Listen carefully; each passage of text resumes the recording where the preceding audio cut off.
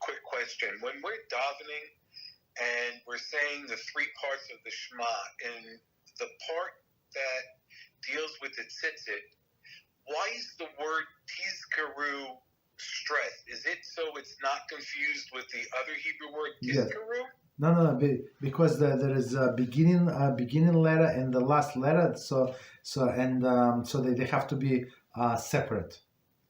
So if you look yes, otherwise it's So if you if you look actually in the Shema, it's from all of the other prayers.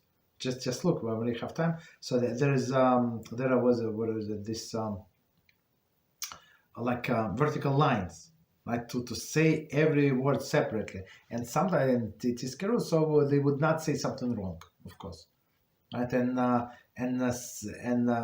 problem, and another problem is the prayers when people saying very fast, so that sometimes they cut off the ending.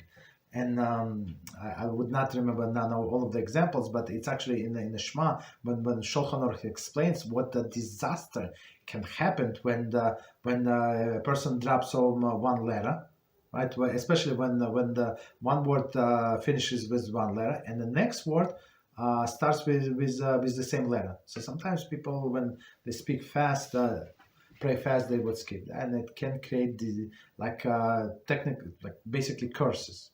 In some cases. Very interesting. Thank you, Rabbi. Well, you're welcome.